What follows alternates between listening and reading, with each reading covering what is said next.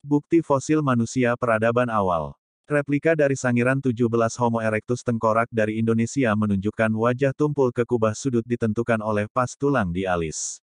Tengkorak manusia modern secara anatomis tengkorak Kousuam 1 dari Australia dengan muka dengan kubah sudut yang cocok dengan tengkorak sangiran 17 rekonstruksi Wolpoff. Para pendukung hipotesis multiregional melihat kontinuitas regional ciri morfologi tertentu yang mencakup masa Pleistosen di berbagai daerah di seluruh dunia sebagai bukti bantahan terhadap teori model tunggal bahwa asal manusia dari Afrika. Secara umum, 3 wilayah utama diakui sebagai asal manusia disebutkan adalah Eropa, China, dan Indonesia, sering disebutkan termasuk juga Australia.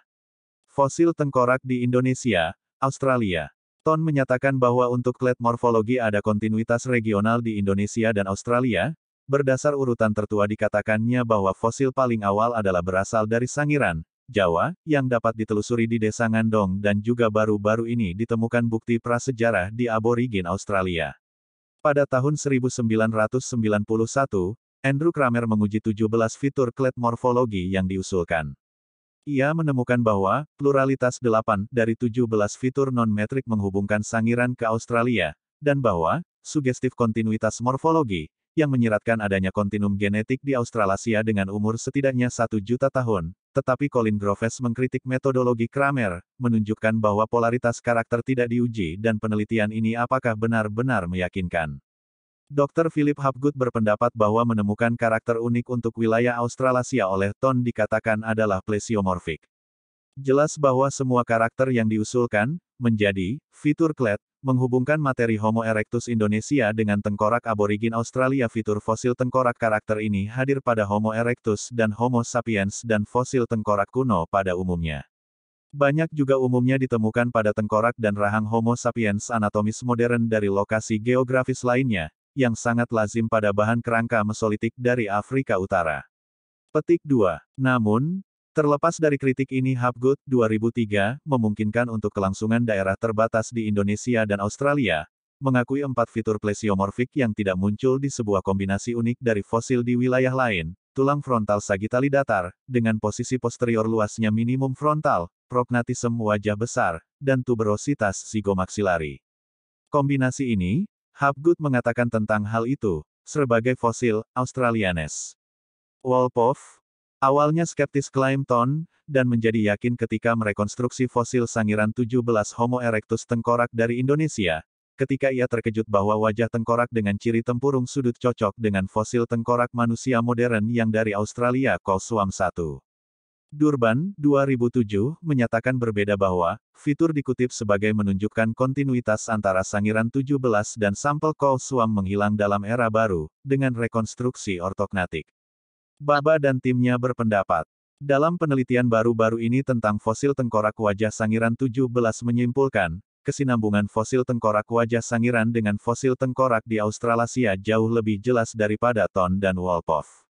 Fosil tengkorak di China. Replika dari Homo erectus Peking Man, tengkorak dari Cina. Xin Ziwu berpendapat untuk klet morfologi di Cina yang mencakup masa Pleistosen, disertai dengan 10 fitur.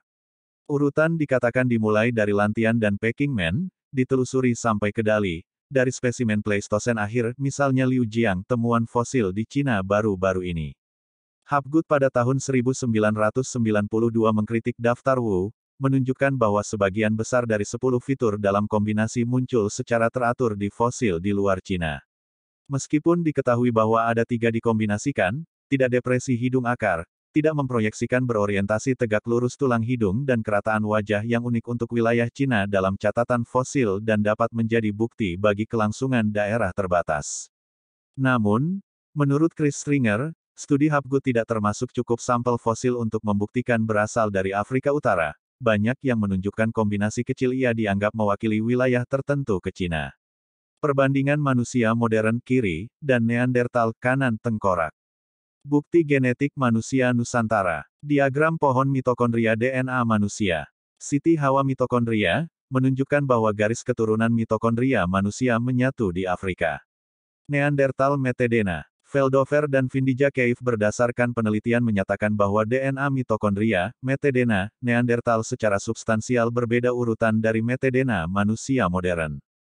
Multiregionalis telah membahas fakta bahwa antara urutan rata-rata dari Veldover tidak ditemukan keterkaitan antara subspesies manusia dan simpanse, dan karenanya bahwa Neandertal berbeda subspesies, dan mereka masih manusia bagian dari garis keturunan yang sama. DNA kuno. Analisis terbaru dari DNA yang diambil langsung dari spesimen Neandertal menunjukkan bahwa mereka atau nenek moyang mereka berkontribusi pada genom semua manusia di luar Afrika, menunjukkan ada beberapa hal yang menunjukkan terjadinya kawin silang dengan Neandertal sebelum penggantian mereka. Hal ini juga telah menunjukkan bahwa Denisova hominin berkaitan terhadap DNA yang berasal dari Melanesia dan Australia melalui kawin silang. Pada tahun 2006, ekstraksi DNA langsung dari beberapa sampel manusia kuno itu menjadi hal yang dimungkinkan. Analisis awal adalah dari DNA Neandertal, dan menunjukkan bahwa kontribusi Neandertal keragaman genetik manusia modern adalah tidak lebih dari 20%, dengan nilai yang paling mungkin 0%. Pada tahun 2010, bagaimanapun, rinci sequencing DNA dari Neandertal spesimen dari Eropa menunjukkan bahwa kontribusi itu 0, dengan Neandertal berbagi varian genetik 1-4% lebih banyak dengan hidup non-Afrika daripada dengan manusia yang tinggal di sub-Sahara Afrika. Pada akhir 2010, baru-baru ini ditemukan non-Neandertal manusia kuno, yang hominin Denisova dari Siberia Selatan Barat, ditemukan untuk berbagi 4-6% lebih dari genom dengan hidup manusia Melanesia daripada dengan kelompok hidup lainnya, mendukung campuran antara dua wilayah di luar Afrika. Pada bulan Agustus tahun 2011, antigen leukosit manusia, HLA, alel kuno hominin Denisova dan Neandertal genom ditemukan menunjukkan pola dalam populasi manusia modern yang menunjukkan asal-usul dari ini populasi non-Afrika. Nenek moyang dari ini alel kuno di Hela Asitus lebih dari 50% untuk Eropa modern, 70% untuk orang Asia, dan 95% untuk Papua New Guinea. Para pendukung hipotesis multiregional percaya bahwa kombinasi dari kontinuitas daerah di dalam dan di luar Afrika dan transfer gen lateral yang menyebar ke berbagai daerah di seluruh dunia mendukung hipotesis multiregional. Namun, para pendukung teori out of Africa juga menjelaskan hal ini dengan fakta bahwa perubahan genetik terjadi secara regional di benua, dan populasi dekat satu sama lain cenderung untuk berbagi SNP daerah spesifik tertentu sementara berbagi sebagian gen lain yang sama. Migrasi Matrix teori A sama dengan MET menunjukkan bahwa tergantung pada potensi kontribusi keturunan Neandertal, kita akan dapat menghitung persentase kontribusi metadena Neandertal untuk spesies manusia. Seperti yang kita tidak tahu matriks migrasi tertentu, kami tidak dapat input data yang tepat, yang akan menjawab pertanyaan-pertanyaan ini tak terbantahkan. Dari penjelasan di atas kita dapati kesimpulan bahwa makhluk hidup sebelum Adam dan kemungkinan juga Adam berawal dari daratan Asia Tenggara. Lihat tahun tertua di daftar arkeologi kita dapati Jepang yang tertua. Penyebaran awal secara genetis dan kesamaan bentuk fosil membuktikan bahwa fosil tertua di Sangiran yang paling tua. Hal ini membuktikan bahwa awal kehidupan bahkan peradaban manusia ada di Nusantara. Garis waktu manusia di bumi. Garis waktu adalah kronologis waktu dari agama yang penting dan patut diperhatikan yaitu peristiwa di prasejarah. Bahasan ini mencapai ke masa prasejarah, karena sebagian besar manusia pengalaman religius prasejarah tertulis. Sejarah tertulis dengan usia dari penulisan formal, adalah hanya 5.000 tahun, masih banyak terdapat kurangnya catatan hasil yang ditulis dalam sebagian besar pengetahuan agama prasejarah yang berasal dari catatan arkeologi dan sumber tidak langsung lainnya, dan dari anggapan. Banyak agama prasejarah masih dalam perdebatan. Pre-50 milenium SM. Homo heidelbergensis berdasar pada kubur atau makam yang ditemukan, biasanya dalam pemakaman penguburan. Kuburan, di seluruh Asia, misalnya Ponuit Cave Wells atau Puerca Mountains, Spanyol Cavseh, School, Krapina, Kroasia, diyakini mewakili awal dari upacara ritual, meskipun ada beberapa perdebatan tentang ini. Neandertal ditempatkan almarhum mereka di kuburan sederhana dengan sedikit atau tidak ada perhatian untuk barang kuburan atau spidol, namun kuburan mereka kadang-kadang muncul dengan blok batu kapur di atau pada mereka, mungkin suatu bentuk kuno dari makam menandai. Praktek ini yang mungkin hasil dari perasaan empati terhadap anggota suku lain, misalnya, bayi dimakamkan di Gua Dederieh, setelah sendi yang telah disartikulated ditempatkan dengan kepedulian untuk pengaturan anatomi yang benar dari bagian-bagian tubuhnya. 98.000 SM. Di bidang kini Perancis dan Belgia, Neandertal mulai ekskarnating mati sebelum pemakaman mereka. 40.000 SM. Sisa-sisa salah satu awal manusia modern secara anatomis akan dikremasi itu dimakamkan di dekat Danau Mungo. 38.000 sm. The Aurignacian Lowenmans patung, yang tertua zoomorphic binatang berbentuk patung di dunia dan salah satu patung tertua pada umumnya, dibuat. Patung ini juga telah ditafsirkan sebagai antropomorfik, memberikan karakteristik manusia ke hewan, meskipun mungkin telah mewakili dewa. Semua bukti yang meyakinkan untuk penguburan Neandertal berhenti. Kira-kira bertepatan dengan periode waktu dari Homo sapiens pengenalan, ke Eropa dan penurunan Neandertal, tengkorak individu dan/atau tulang panjang mulai muncul, berat bernoda dengan oker merah dan secara terpisah dikuburkan. Praktek ini mungkin asal relik suci, tertua ditemukan prasejarah, Venus patung-patung, muncul di kuburan. Beberapa sengaja rusak atau berulang kali ditusuk, mungkin mewakili pembunuhan dari orang-orang dengan siapa yang mereka dikuburkan, atau karena beberapa dinamika sosial yang tidak diketahui lainnya. Tahun 25.000-21.000 sm. Contoh yang jelas dari penguburan yang hadir di Iberia, Wales, dan Eropa Timur. Ini, juga, menggabungkan penggunaan berat dari oker merah. Selain itu, berbagai objek termasuk dalam kuburan misalnya periwin kle kerang, pakaian tertimbang, boneka, mungkin stick drum, manik-manik gading mamut, fox gigi liontin, persenjataan lengkap gading artefak, tongkat, tanduk, pisau batu. 13.000-8.000 sm. Kegiatan penguburan terlihat kembali. Kegiatan mayat sebelumnya telah baik mengambil bentuk yang kurang jelas atau sezaman mempertahankan beberapa pengetahuan pemakaman mereka tanpa adanya kegiatan tersebut. Puluhan pria, wanita, dan anak-anak yang terkubur di gua-gua yang sama yang digunakan untuk penguburan 10.000 tahun sebelumnya. Semua kuburan ini digambarkan oleh dinding gua dan blok batu kapur yang besar. Penguburan berbagi sejumlah karakteristik, seperti penggunaan oker, dan shell dan perhiasan gading mamut yang kembali ribuan tahun. Beberapa penguburan ganda, yang terdiri dari laki-laki dewasa dengan laki-laki remaja terkubur di sisinya. Mereka sekarang mulai mengambil bentuk modern pemakaman. Penguburan tua yang biasa kembali digali dan dipindahkan untuk membuat jalan bagi yang baru, dengan tulang yang lebih tua sering dikumpulkan dan kes bersama-sama. Batu-batu besar mungkin telah bertindak sebagai penanda kuburan. Pasang tanduk okret kadang-kadang dipasang pada tiang-tiang di dalam gua, ini dibandingkan dengan praktik modern meninggalkan bunga di kuburan. 9.831 sm. The Revolution Neolitik mulai dan mengakibatkan ledakan penduduk di seluruh dunia. Kota pertama, menyatakan, kerajaan dan agama-agama mulai muncul. Negara awal biasanya teokrasi, di mana kekuasaan politik dibenarkan oleh prestise agama. Ini adalah awal dari pertama sangam periode di India Selatan. 9130-7370 sm. Ini adalah periode jelas penggunaan Gobekli Tepe, salah satu situs buatan manusia tertua ibadah belum ditemukan, bukti penggunaan serupa juga telah ditemukan di situs terdekat lain, Nevali Kori. 7500-5700 sm. Permukiman Catalhoyuk dikembangkan sebagai pusat spiritual kemungkinan Anatolia. Mungkin berlatih ibadah di kuil komunal, penduduknya meninggalkan banyak patung-patung tanah liat dan tayangan dari palik, feminin dan berburu adegan. 5500-4500 sm. The Proto-Indo-Eropa Pai muncul, mungkin dalam padang Pontik Kaspian, meskipun sebenarnya mereka Urheimat yang diperdebatkan. Masyarakat Pai mengembangkan agama difokuskan pada ideologi korban, yang akan mempengaruhi agama dari budaya Indo-Eropa keturunan di seluruh Eropa, Anatolia dan benua India. 3750 sm. The Proto-Semit orang muncul dari yang berlaku umum Urheimat di Jazirah Arab. Orang-orang Proto-Semit akan bermigrasi di seluruh timur dekat ke Mesopotamia, Mesir, Ethiopia dan pantai timur Mediterania. Agama mereka akan mempengaruhi budaya keturunan mereka dan agama, termasuk agama-agama Ibrahim. 3300-1300 sm. The Peradaban Lembah Indus IVC, adalah sebuah peradaban zaman perunggu 3300-1300 sm, matang periode 2600-1900 sm, di wilayah barat laut anak benua India, terkenal karena kota yang dibangun dari batu bata, sistem drainase di pinggir jalan dan rumah-rumah bertingkat, serta untuk menciptakan artefak yang dapat dikaitkan dengan praweda. 3100 sm. Bentuk awal dari Stonehenge selesai.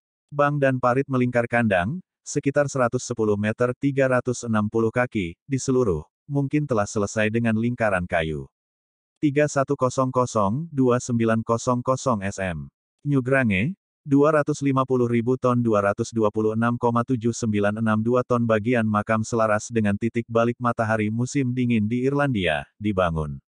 3000 sm. Sumeria cuneiform muncul dari proto-Melek periode Uruk, memungkinkan kodifikasi kepercayaan dan penciptaan sejarah rincin catatan agama. Tahap kedua Stonehenge selesai dan tampaknya berfungsi sebagai yang pertama pemakaman kremasi tertutup di Kepulauan Inggris.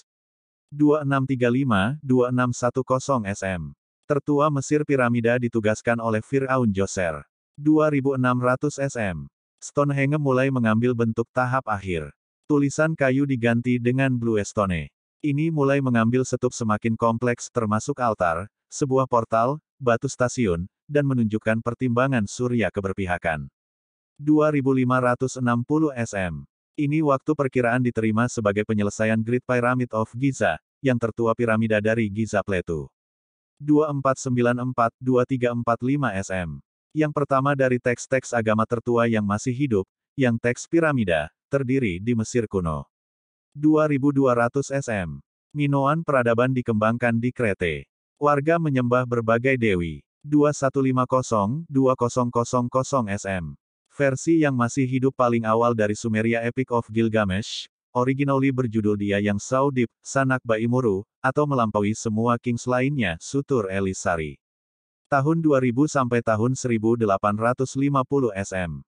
Ini adalah periode tradisional diterima di mana Yahudi Kristen, Islam Patriark Abraham hidup. Mungkin lahir di Ur-Kasdim atau Haran, ia meninggal di Mahpelah, Kanaan.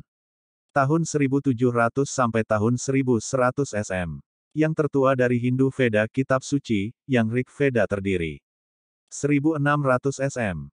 Perkembangan kuno Stonehenge datang ke sebuah akhir. 1500 sm. Veda Age dimulai di India setelah runtuhnya peradaban lembah Sungai Indus. 1351 atau 1353 sm. Pemerintahan Akhenaten, kadang-kadang dikreditkan dengan memulai awal dikenal monoteistik agama, di Mesir kuno. Tahun 1300 sampai tahun 1000 sm. Standar, versi Akkadia dari Epic of Gilgamesh diedit oleh Sinlik Unini. Tahun 1250 sampai 600 sm. Upanishad teks-teks Veda, yang terdiri, mengandung munculnya awal beberapa konsep keagamaan pusat agama Hindu, Buddha dan Jainisme. 1200 sm. The Zaman Kegelapan Yunani mulai. 1200 sm. The Olmecs dibangun awal piramida dan kuil-kuil di Amerika Tengah. 877 sampai 777 sm. Kehidupan Parshva, 23 Tirtankar dari Jainisme. 800 sm. The Zaman Kegelapan Yunani berakhir. 600 sampai 500 sm. Tulisan Konghucu awal, Sucing, menggabungkan ide-ide dari harmoni dan surga. 599 sampai 527 sm. Kehidupan Mahavira, 24 dan Tirtankar terakhir Jainisme. 600 sampai 400 sm. Kehidupan kemungkinan Laozi, penulis Tao Te Ching, dianggap sebagai karya pendiri filsafat Taoisme. 563 sm. Gautama Buddha, pendiri Buddhisme lahir. 551 sm. Konfusius, pendiri Konfusianisme, lahir. 440 sm. Zoroastrianisme memasuki sejarah yang tercatat. 399 sm. Sokrates diadili karena ketiadaan rasa hormat. 300 sm. Theravada Buddhisme diperkenalkan ke Sri Lanka oleh Yang Mulia Mahinda. 250 sm. The Dewan Buddha ketiga diadakan. Peradaban kuno yang hilang. Di dunia ini banyak sekali peradaban yang telah berdiri jauh peradaban yang kita ketahui sekarang. Namun karena berbagai alasan peradaban itu musnah dan meninggalkan peninggalan berupa sisa kebudayaan berupa benda, bahasa ataupun tempat tinggal mereka. Machu Picchu, Peru. Machu Picchuis, sebuah situs Inka Prakolumbus yang terletak 2430 meter 7970 kaki, di atas permukaan kota ini terletak di pegunungan, di atas lembah Urubamba di Peru, 80 km 50 mil barat laut dari dan berada sekitar sungai Urubamba mengalir. Kebanyakan arkeolog percaya bahwa Machu Picchu sebagai real estate untuk Kaisar Inka Pachacuti, 1438 sampai 1472. Sering disebut sebagai kota hilang suku Incas, mungkin ikon paling akrab di dunia adalah Inka. Salah teori yang paling awal tentang tujuan dibangunnya benteng oleh Hiram Bingham, bahwa itu adalah kelahiran tradisional dari Virgins of the Suns, suku Inca. Penelitian yang dilakukan oleh para sarjana, John Rowe dan Richard Burger, telah meyakinkan sebagian besar arkeolog bahwa Machu Picchu adalah estate dari Kaisar Inca, Pachacuti. Teotihuacan, Meksiko. Orang terdahulu dari Pueblo atau leluhur Puebloans adalah budaya asli Amerika kuno berpusat pada 4 sudut dari Amerika Serikat, yang terdiri dari selatan Utah, utara Arizona, barat Meksiko, dan bagian yang lebih rendah dari Colorado. Kelompok budaya telah sering disebut dalam sebagai Anasazi, meskipun istilah ini tidak disukai oleh masyarakat Puebloan modern. Kata Anasazi adalah Navajo untuk Ancient Ones. Arkeolog masih berbeda pendapat saat ini, tetapi konsensus saat ini, berdasarkan terminologi yang didefinisikan oleh klasifikasi menunjukkan kemunculan mereka sekitar 1200 sebelum Masehi, selama era archaeologically basket maker dimulai dengan eksplorasi awal dan penggalian. Para peneliti percaya bahwa Puebloans kuno adalah moyang dari bangsa Pueblo modern. Pompei, Italia. Pompei adalah kota Romawi kuno yang hancur dan terkubur, dekat Naples yang modern di wilayah Campania, di wilayah Komune Pompei.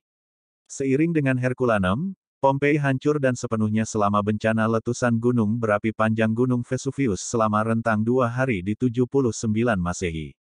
Peradaban Lemuria yang merupakan peradaban awal di muka bumi mengalami masa penyusutannya ditandai dengan bencana vulkanik yang dahsyat. Diperkirakan bencana gunung berapi itu sekitar 75.000 sm. Pusat dari Imperium Lemuria berada pada cincin api gunung berapi yang pada masa itu berada di benua besar Sunda Land yang belum berbentuk seperti saat ini, yaitu Kepulauan Indonesia. Bencana gunung berapi di benua Sunda Land ditandai dengan meletusnya Gunung Toba yang menyisakan Danau Toba saat ini, juga Gunung Sunda yang meninggalkan Lembah Bandung saat ini. Pompei terkubur letusan hingga 4-6 meter oleh abu dan batu apung, dan kota itu hilang selama 1.600 tahun sebelum penemuan kembali tanpa sengaja sekitar 1592. Sejak itu, penggalian yang memberikan wawasan rincin yang luar biasa dalam kehidupan sebuah kota di puncak Kekaisaran Romawi. Memphis, Mesir. Kota hilang Memphis adalah ibu kota kuno Aneb-Hech di hilir Mesir. Reruntuhannya dekat kota Helwan, selatan Kairo. Sejarah Memphis berhubungan erat dengan negara itu sendiri. Kejatuhan diyakini disebabkan oleh hilangnya makna ekonomis di zaman kuno akhir, menyusul setelahnya masa Alexandria. Dari segi religius secara berkurang secara signifikan setelah ditinggalkannya agama kuno setelah edik dari Tesalonika. Memphis memiliki beberapa nama dalam sejarahnya selama hampir 4.000 tahun. Nama kuno Mesir Inbu-Hejou, dan kemudian, Ineb-Hech diterjemahkan sebagai dinding putih, karena benteng megah crenellations. Leptis Magna, Libya. Leptis Magna juga dikenal sebagai Lectis Magna disebut Neapolis, adalah kota yang menonjol pada masa Kekaisaran Romawi. Reruntuhan terletak di Al-Homs, Libya, 130 km sebelah timur dari Tripoli, di pesisir di mana Lebda Wadi bertemu laut. Situs ini merupakan salah satu reruntuhan Romawi yang paling spektakuler dan murni di Mediterania. Kota hilang ini telah ditemukan oleh koloni Poenisian sekitar tahun 1100 sebelum Masehi, meskipun mencapai keunggulan sampai menjadi kekuatan utama Carthage di Laut Mediterania pada abad ke-4 Masehi, SM.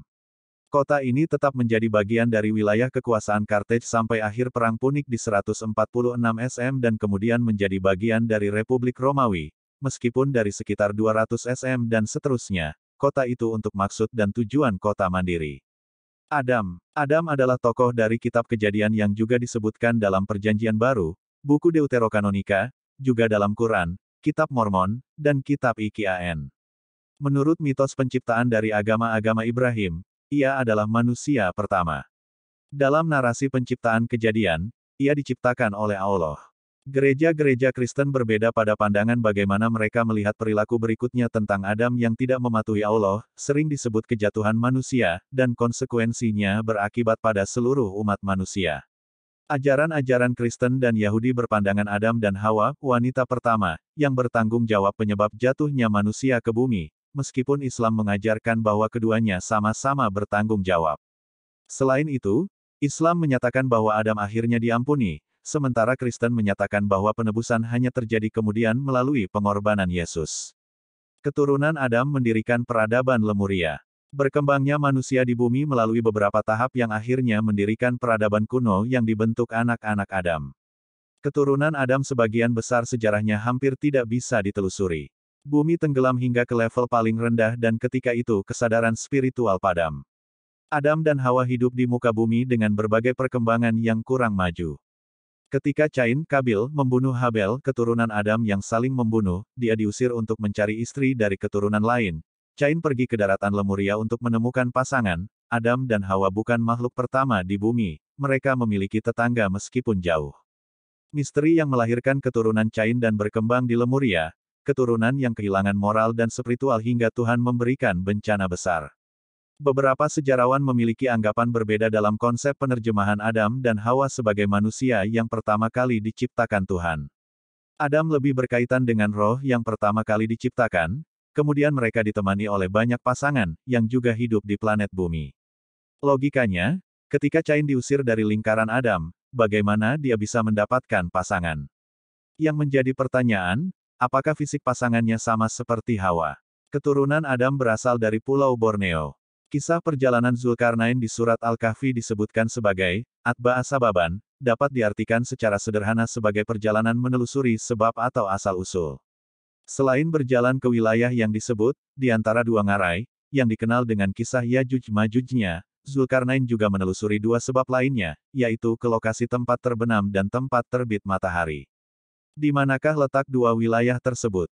Untuk menentukan suatu wilayah berada di timur atau barat, maka kita wajib mengetahui titik pusatnya terlebih dahulu, yaitu titik koordinat 0 longitudinal.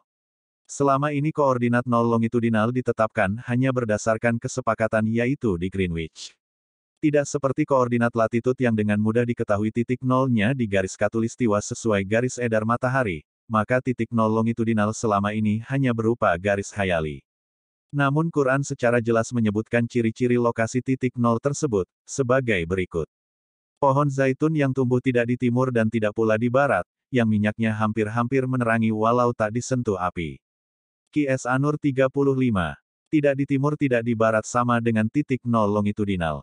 Di manakah tepatnya? Zaitun, tak bisa dipungkiri berasal dari Yunani. Beberapa hal yang memperkuatnya adalah sebagai berikut, kuatnya mitologi Yunani kuno tentang zaitun, budidaya zaitun masih sangat kuat di negeri ini dan Yunani menjadi produsen minyak zaitun terbesar ketiga dunia. Banyak terdapat pohon zaitun yang sangat tua yang berusia 4.000 tahun lebih, yang hingga kini masih terus berproduksi. Salah satunya adalah Olive Tree of Phoefes. Frasa, minyaknya hampir-hampir menerangi, dan cahaya, di Qs 2435 adalah simbol dari petunjuk, artinya lokasi tumbuhnya pohon zaitun ini pernah menjadi pusat peradaban, dan Yunani adalah pusat peradaban Eropa dan dunia, yang bahkan hingga kini, ajaran-ajaran filsufnya terus-menerus dipelajari. Dalam sejarah Yunani kuno, terdapat ratusan filsuf, di antaranya yang terkenal adalah Socrates, Plato, Aristoteles. Adanya peninggalan arkeologi berupa batu ompalos di situs Delphi, Yunani. Kata ompalos artinya adalah navel tali pusar, dan disebut sebagai the belly button of earth, titik pusat bumi. Ompalos ini menjadi bukti kuat dan sekaligus menjadi ayat yang dilestarikan. Berikut gambar ompalos yang terdapat di situs arkeologi Delphi, Yunani. Berdasarkan karakter-karakter tersebut, maka Yunani, atau lebih tepatnya situs Delphi, memiliki bukti-bukti kuat sebagai titik koordinat 0 longitudinal, menggantikan Greenwich yang hingga kini ditetapkan hanya berdasar kesepakatan. Adapun koordinat longitudinal situs Delphi berdasarkan titik Greenwich adalah 38 derajat 29 N dan 22 derajat 30 E. Dalam koordinat desimal dituliskan 38.5 N 22.5 E. Dalam kisah perjalanan Zulkarnain ini, titik barat dan timur ditetapkan berdasarkan garis edar matahari melalui garis khatulistiwa, di mana barat adalah titik terbenam matahari, dan timur adalah titik terbit matahari. Proses terbit hingga terbenam matahari di khatulistiwa meliputi durasi 12 jam, atau melintasi setengah bulatan bumi, yaitu 180 derajat. Dan titik pusatnya, yaitu Delphi, membagi tepat dua lokasi masing-masing di bentangan 0-90 derajat barat dan 0-90 derajat timur. Dengan demikian dapat dihitung titik koordinat paling timur dan paling barat, berdasarkan acuan Delphi, dengan formula sebagai berikut. Titik terbenam, 90 derajat barat longitude koordinate Greenwich, titik terbit, 90 derajat barat plus longitude koordinate Greenwich. Titik terbenamnya matahari, titik paling barat. Berdasarkan formula, maka titik terbenam matahari berada di koordinat, sama dengan 90 derajat barat long. Kurt, Greenwich sama dengan 90 derajat sampai 22,5 derajat sama dengan 67,5 derajat barat. Dengan menggunakan mobile app, Maps Coordinates, lokasi yang tepat berada di koordinat 0 derajat utara 67,5 derajat barat adalah State of Amazônia, Brazil. Untuk membuktikan kajian ini, maka lokasi tersebut harus memenuhi karakter sesuai yang disebutkan dalam ayat Quran, sebagai berikut. Al-Kahf 86 hingga apabila dia telah sampai ke tempat terbenam matahari, dia mendapati matahari terbenam di Ainin Hamiatin, dan dia mendapati di situ segolongan kaum. Kami berkata, hai Zulkarnain, kamu boleh menyiksa atau boleh berbuat kebaikan terhadap mereka. Ainin, spring, mata air, sumber air. Hamiatin, sludge, black mud, lumpur hitam. Ainin Hamiatin, sumber air yang berlumpur hitam. Di wilayah Amazonas, Brazil, banyak terdapat aliran-aliran air kecil yang berasal dari beberapa springs, yang bertemu menjadi sungai yang disebut Black River atau Rio Negro. Sesuai dengan namanya Rio Negro yang berarti, sungai hitam, namun tidaklah sehitam yang dibayangkan melainkan terlihat seperti warna teh kental. Warna hitam tersebut berasal dari asam organik yang tidak terurai dengan sempurna oleh vegetasi yang ada di sekitar sungai. Kemudian, aliran air berwarna hitam yang berasal dari Rio Negro ini bertemu dengan aliran lumpur berwarna coklat yang berasal dari Upper Amazon River, menjadi fenomena yang menarik yang disebut Encontro das Aguas, Meeting of the Waters. Frasa, hai Zulkarnain, kamu boleh menyiksa atau boleh berbuat kebaikan terhadap mereka. Menunjukkan bahwa Zulkarnain, karena kekuasaannya, memiliki free will, kehendak bebas sehingga boleh menetapkan sesuatu yang diinginkannya atas kehendak sendiri. Nama Amazona sendiri berasal dari kata Ahamsana yang berarti, obtaining or claiming for one's self and will, hak memperoleh sesuatu atau mengklaim sesuatu untuk dirinya sendiri dan atas keinginan sendiri. Dengan demikian, dari kajian etimologi, nama Amazona memenuhi karakter yang disebutkan di ayat QS 1886. Adapun yang disebut sebagai segolongan kaum, adalah beberapa suku Indian asli, Native American tribes, yang berada di wilayah ini. Beberapa di antaranya berada di lokasi terisolasi yang hingga kini belum pernah mengalami kontak.